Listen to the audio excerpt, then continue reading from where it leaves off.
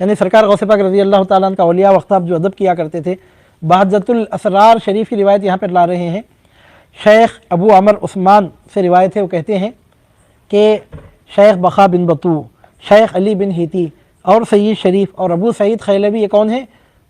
اقطاب ہیں۔ یہ اولیاء کے جو اعلیٰ ترین مراتب میں جو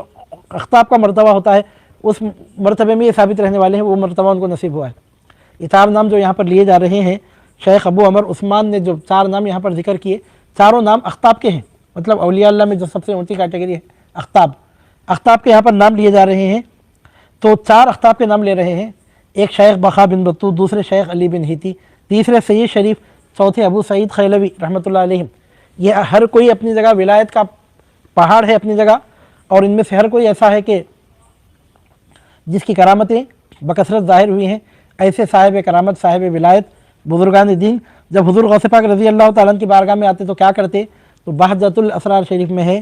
شیخ ابو عمر عثمان کہتے ہیں کہ شیخ بقا بن بطو، علی بن ہیتی، سید شریف، ابو سعید خیلوی جب غوث پاک کے مدرسے میں آتے تھے تو کیا کرتے تھے؟ کوئی مدرسے میں جھاڑو دیتا تھا، کوئی مدرسے میں پانی ڈال کر مدرسے کے فرش کو صاف کیا کرتا تھا،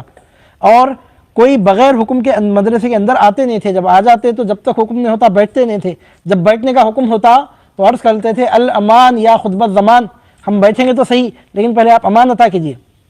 کیونکہ بیٹھنے میں، اب بیٹھ جانے کے بعد مطلب آپ کی صحبت میں جب ہم رہیں گے، کبھی 19-20 میں اگر کسی بات کا فرق ہوا تو کہیں ہماری ولایتیں سلب نہ ہو جائیں۔ آپ بیٹھنے کا تو حکم دے رہے ہیں لیکن امان دیجئے کہ اگر کچھ تھوڑا بتخاذ بشریت اگر کچھ ہو گیا تو ہم آپ کی امان میں رہیں گے۔ الامان یا خطبۃ زمان کہہ کے امان طلب کر کے حضور غوث پاک رضی اللہ تعالیٰ عنہ کے مدرسے میں بیٹھتے اور پورے ادب کے ساتھ بیٹھتے۔ مطلب یہ ہے کہ سرکار غوث پاک رضی اللہ تعالیٰ عنہ کی ولایت کا یہ حل تھا کہ جس مدرسے میں آپ کا درس ہوتا، وقت کے اقطاب آتے، کوئی جھاڑو دیتا، کوئی پانی ڈال کے فرش صاف دھوتا، یہ کام اقطاب کیا کرتے تھے آپ کے مدرسے میں۔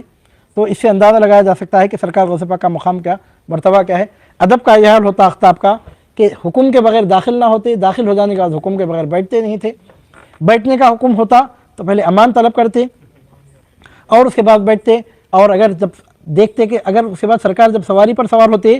اقطاب میں سے، عام لوگوں کی بات نہیں، اقطاب میں سے کوئی بڑھ کے رکاب تھام لیتا، کوئی غاشیہ حضرت کا دوش پر اٹھا لیتا، اور کبھی کبھی سرکار غوث پاک ان کے مراتب کا خیال کر کے اگر یہ کہتے کہ ایسا آپ لوگ کیوں کر رہے ہیں، دوسرے لوگ بھی تو یہ کام کر سکتے ہیں، تو وہ لوگ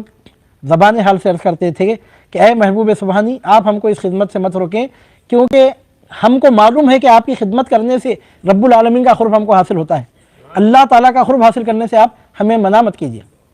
ہم کو رب العالمین کا قرب نصیب ہوتا ہے۔ میں گیا تھا دیکھنے محبوب سبحانی کی شکل، کیا تماشا ہے، خدا مجھ کو ملا بغداد میں۔ عزیزان محترم، یہ لوگ خدمت کرتے تھے سرکار غوث پاک رضی اللہ تعالیٰ عنہ کی، اور یہ بات بولنے والے کون ہیں؟ اولیاء و اقطاب ہیں۔ شیخ بقا بن بطو ایسا کہتے تھے، شیخ ابو سعید خیلوی ایسا کہتے تھے، سید شریف ایسا کہتے تھے، علی بن ہیتی ایسا کہتے تھے کہ بمثل ھذا نتقرب الی اللہ عز وجل، اس طرح کے کام کر کے یا امامت زمان یا غوث الملکوت ہم رب العالمین کا قرب حاصل کرتے ہیں۔ بندوں کو خدا کا قرب حاصل کرنے سے آپ مت روکیے، کیونکہ حضور غوث پاک رضی اللہ تعالیٰ عنہ کی خدمت کرنا یہ گویا حضور نبی کریم صلی اللہ علیہ وسلم کی خدمت کرنے کی طرح تھا،